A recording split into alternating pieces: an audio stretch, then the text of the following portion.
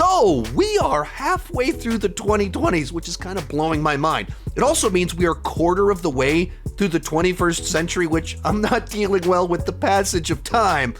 I thought this was a good opportunity, though, to look back on the best of the 2020s thus far. The movies that made me excited about movies. The movies that stuck in my head. The movies that after I saw them, I just wanted to go tell people about them. That I wanted to talk about them way too much. So here are my picks for the 10 best movies of the 2020s thus far. Hi, my name is Sean, and I love to talk about movies and TV way too much. If you can relate, you're probably in the right place, and consider clicking that subscribe button. With that in mind, go ahead and join me down below in the comment section. What are your favorite movies of the 2020s thus far? I'd love to hear your picks, and if you think there's like some obscure movie that you think that I would love, let me know about it down below in the comment section. And let's get started. Kicking things off, The Mitchells vs. the Machines. This is an original animated film from Sony Pictures Animation, which was produced by Lord and Miller. And simply put, Lord and Miller are producing some of the best animated films right now that just bring in this fresh, new energy, both to the humor as well as the animation style, where it seems like we're seeing brand new things and the medium is being used in fresh and new ways. This is not the only movie produced by Lord and Miller that will be on this list, but it's like a family movie about a machine invasion plotline. So the Terminator plus a road trip movie as an animated film. It's so charming. You care about the family. It's so heartfelt and wholesome. And like when you get to the third act, it finds a way to take these silly little gags in the first half of the movie and turn them into these big moments of payoff in the plot, as well as character arcs, as well as punchlines to jokes. It's just so well crafted. It's witty, just on every single level, that you will laugh. You will also cry a little bit over the family dynamics, and then it's also groundbreaking animation. I just love this Lord and Miller crew and what they're doing with animation. Number 9, Oppenheimer. I think that Christopher Nolan is the best working director right now, and a prime example of that is Oppenheimer, where he was able to take a movie that is about science and Senate hearings and turn it into an R-rated movie that almost made $1 billion. And I am shocked that Universal didn't re-release the movie just so it could inch out over that $1 billion mark. And at the time, it would have been the second R-rated movie ever to hit that mark. I can't believe they didn't do that. But it won Best Picture and a zillion other Oscars for the film because it was so compelling while still being mainstream and accessible for normal people. That is the magic of Christopher Nolan. He knows how to dive into things that he's really fascinated in that can be very dense, can be very nerdy, and he's able to pull out the humanity and what makes them compelling and interesting and package them in a way that enormous number of people are able to connect with them. But even beyond that, it's a movie that so much of it is shot in laboratories and in hallways, and he shot it using IMAX and manages to make hallways just feel massive and visually compelling. That's what makes him so good, that he knows how to get great performance out of actors. So Cillian and Robert Downey Jr. got their Oscars finally. He knows how to capture visuals and make them compelling and full and cinematic. And he knows how to make nerdy, weird stuff palatable, digestible by normal people. And that, like Oppenheimer on all those regards, is his magnum opus, and thus the movie which won him all of the awards. 8, Godzilla -1. I went into this movie basically just curious. I wanted to see a Japanese Godzilla film on the big screen. I wasn't particularly excited for it. I'm not sure if I'd even seen a trailer for it. I just wanted to kind of stretch myself a little bit, watch something a little bit different. And almost immediately, I fell in love with this film where they found a way to tell a Godzilla story where, first off, they didn't feel the need to make Godzilla the anti-hero or just the hero of the movie. He's actually the villain and he's terrifying. But from there, it's just this incredibly poignant look at post-World War II Japan and dives into the national shame for their participation, the trauma caused by the atom bombs being dropped on their country, and then it even dives into the survivor's guilt for a kamikaze pilot that didn't die and the way that he was perceived of. And it takes all of this incredibly tragic and human and real subject matter and then puts it in the context of Godzilla. And it's such a profound and powerful combination. And you see a nation that has been utterly destroyed, both literally from the atom bombs, as well as because of their culpability in this war and the choices they made and the choices they didn't make, their choices their leaders made. They're destroyed, and it uses Godzilla as a mechanism to pull a country back together and help individuals find their purpose for living again, their love for humanity, their ability to move forward beyond what happened in the past. And it does it all in this third act where we're battling Godzilla, and they even find ways to like use the science that's interesting of the way that they're trying to kill Godzilla. It's very scientific in some of the stuff they do, and so it feels smart, but it's human, but it's also a dumb monster, whatever. But it's not.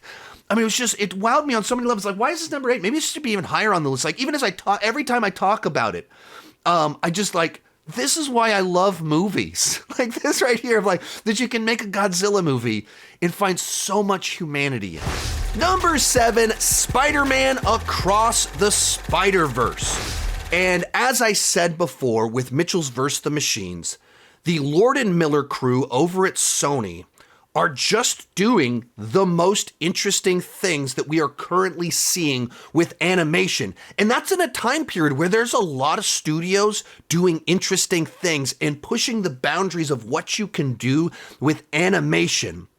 And the Lord and Miller crew, with Across the Spider-Verse, decided to take some of these ideas and intertwine them with the concept of the multiverse. So while we are telling this story that pulls all these different Spider-Mans from different universes, and we do some cameo fun, we're pulling things in from live action movies, it has all that stuff.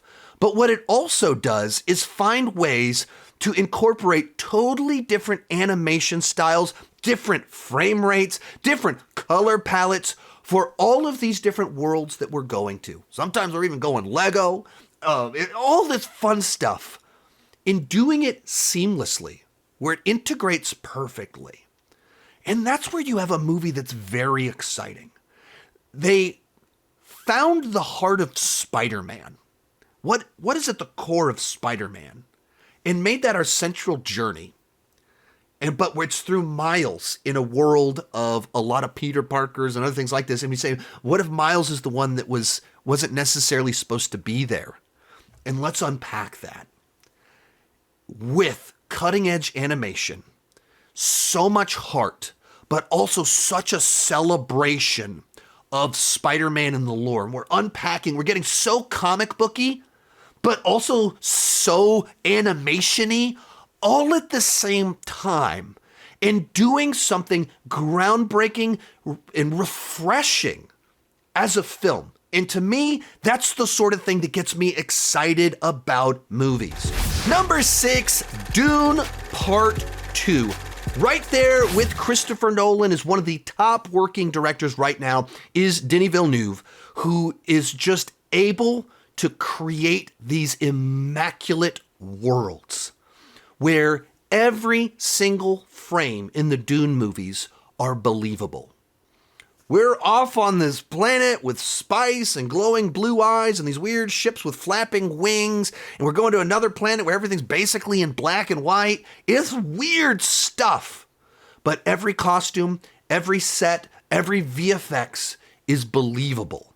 Both visually, you buy into that this is a reality that exists, as well as on a practical level of just buying into the fact that this is how these people would have to live out in these deserts. Everything is thought through, and that creates just such an immersive world because it's so well shot on a believability level, but also because it's so visually captivating. It's a gorgeous film.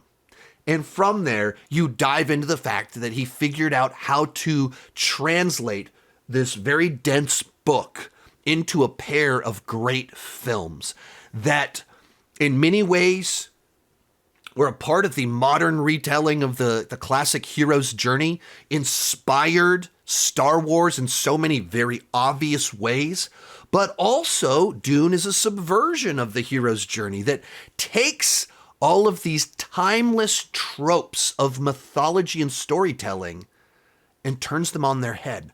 But what's so cool about this movie, what I loved about it, is that it finds a way to deliver the classic version of these steps along the way in the hero's journey.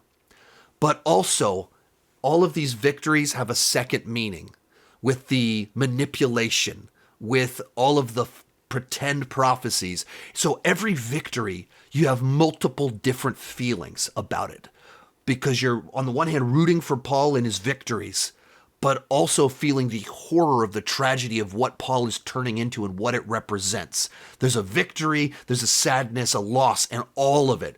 I thought it was so well crafted and so well executed. Thus, of our big blockbusters of this decade, this is just such a triumph. Number 5, Zack Snyder's Justice League.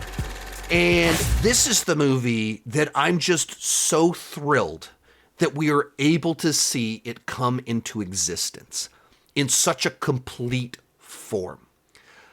I, on record, on this channel, repeatedly said, I think we'll see something from Zack Snyder at some point in time, 10, 15 years down the line. They'll let him release his raw draft that he has of it. It'll be incomplete. It'll be something like Richard Donner's version of Superman 2, which we did get to see it, but it's not exactly the same thing as him completing his movie. And then, basically because of a combination of fan demand and COVID, Zack Snyder got to complete his version of Justice League. And as someone that really likes Zack Snyder when he's making other people's scripts, not his own scripts, I thought it delivered on every single level, where every single change they made for the theatrical version made it dramatically worse. And it was so obvious once you saw the completed version that the film we got was essentially if they made a Cliff Notes version of Zack Snyder's version and then had someone come in and do some stupid jokes on top of it and put on a overly saturated filter on a movie that wasn't meant to have that. Zack Snyder's version is a true superhero epic that spends its time building out its characters, building out its subplots, its main plots. So when you get to the moment of payoff, the moment of big reveal that we all know are coming, it's so well crafted that you feel this sense of excitement as you start piecing together everything. And it builds to these epic moments in the finale where every character matters. And some of it is just crazy where they took this epic moment of the Flash running back in time, stopping an explosion that's going to destroy the Earth. And in the theatrical version, they converted that into the Flash pushes a car so he can be the punchline of a joke. Just crazy. As someone that actually enjoys the DC characters more than the Marvel characters, getting this proper version of his film was such a gift that I adore that this movie was allowed to be released and that it turned out to be so good. And if you're wanting to learn how to study like good filmmaking versus bad filmmaking, the fact that we have these two versions and you can see all the ways that they broke what made Zack Snyder's film work and turned it into that crappy Justice League thing. Like, it's a great comparison of how to and not to do setup and payoff. Number 4, The Wild Robot. Now, this is one that when I first saw the trailer, I was like, that looks pretty good. And by the time I watched it, I'd heard more and more really good buzz about it. It's a very heartfelt, emotional film. I sat there and I watched it. And maybe of any film over the last 5 years, this is the one that just brought out the most emotions. Just the full spectrum of emotions. Of joy, of tragedy, sadness, happy tears, sad tears, all of them. It's a movie that's under 2 hours long, but it covers so much life. It's so efficient in its storytelling and character development. And it's a movie that, superficially, it's about a cute robot and cute animals, so kids love it, and it's funny. It's consistently funny. But it's also a movie about parenting and growing up. And if you're a parent, you really connect with this parenting story about the most unlikely of parents, this robot. And as a kid, you probably resonate more with this bird that doesn't fit in, that's not supposed to be there, that's the runt, that's raised by the wrong person. And there's so much there, whoever you are. And there's other characters you can connect with. It finds all these little moments to have victory on all communities coming together and not judging people. There's so much in there, but it feels cohesive. It doesn't feel cluttered. It doesn't feel rushed. It's just so incredibly efficient. And this is the movie that over the last 5 months now, that when I'm talking to other parents, we're like, have you seen The Wild Robot yet? Oh, how much did you cry? Did you take a box of Kleenex? When you have a movie like that becomes a conversation piece about how much emotion it's able to pull out of so many different people, that's where you have something special. Movies are meant to move us, and that's what this movie did. Real quick, before I give you my top 3, remember to join me down below in the comment section.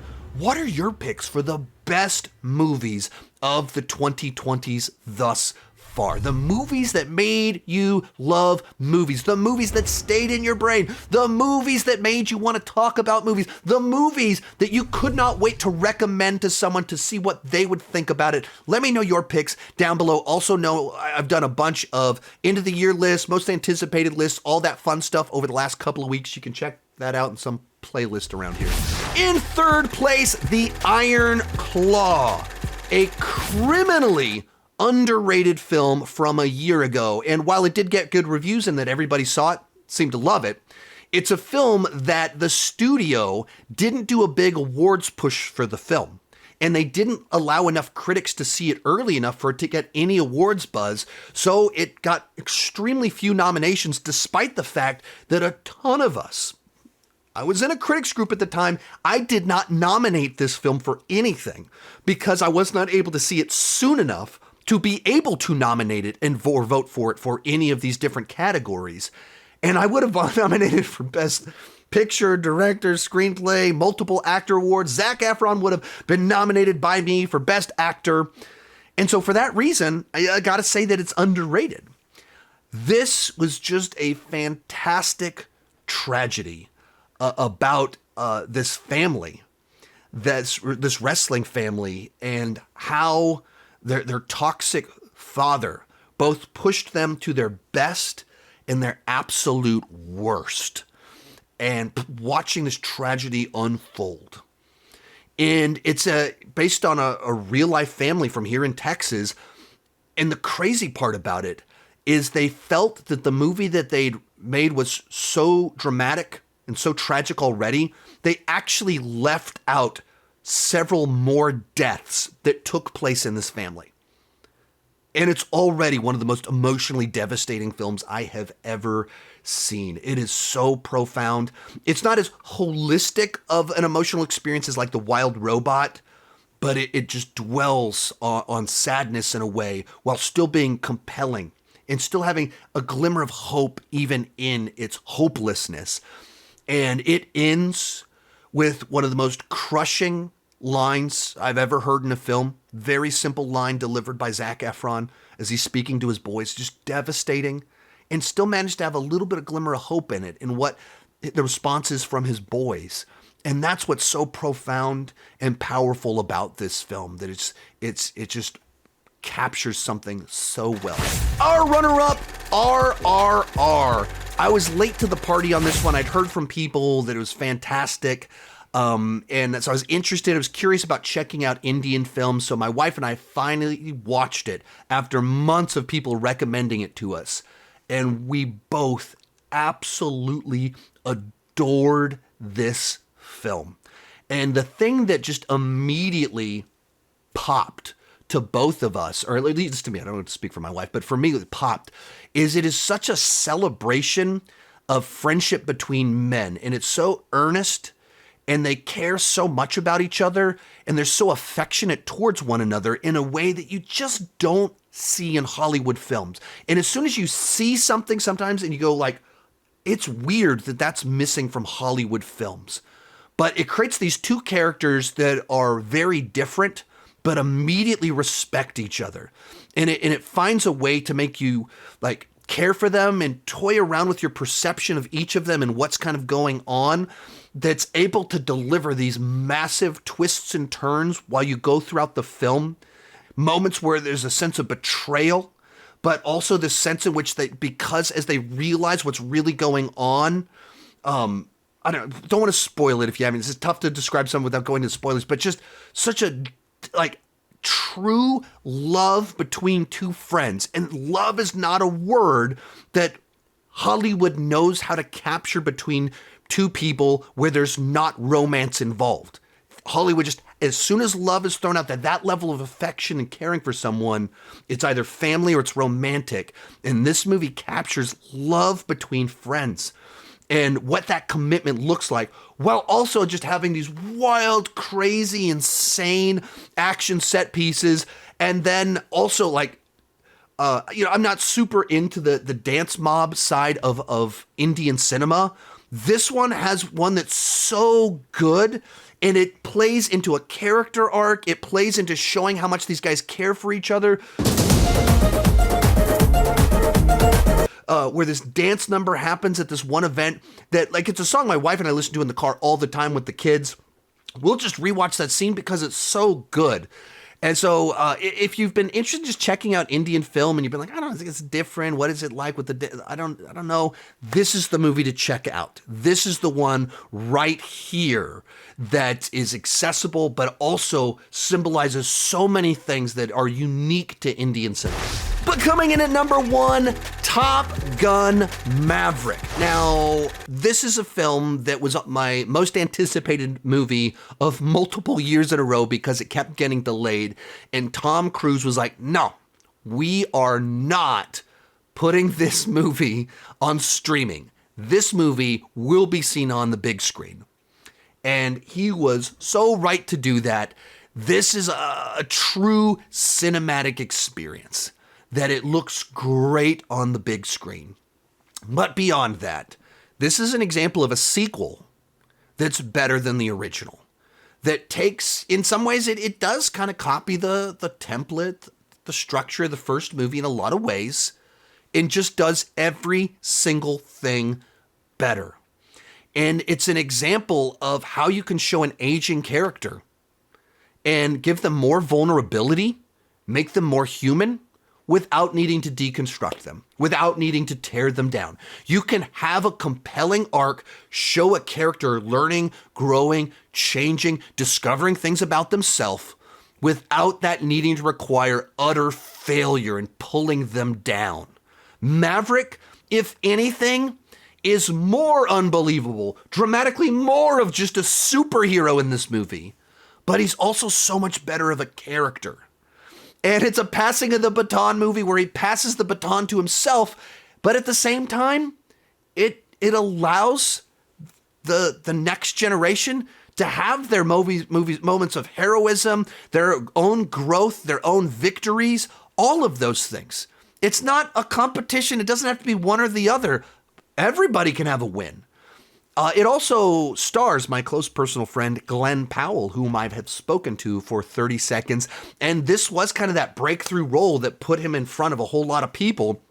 that allowed him to get the roles that he's gotten over the last couple of years, where he's starting to explode into the mainstream and becoming an A-lister in his own right. So right there, Top Gun Maverick's going to be my favorite movie of the decade. But I think that this is a perfect blockbuster, that it has heart, it's thrilling, it did things that had never been done before. Working with the Navy 15 months to figure out how to get the cameras in these things. In the way that they filmed these jet sequences and had to train the actors to like run their own cameras and do their own makeup and direct themselves because they were literally in jets doing stunts.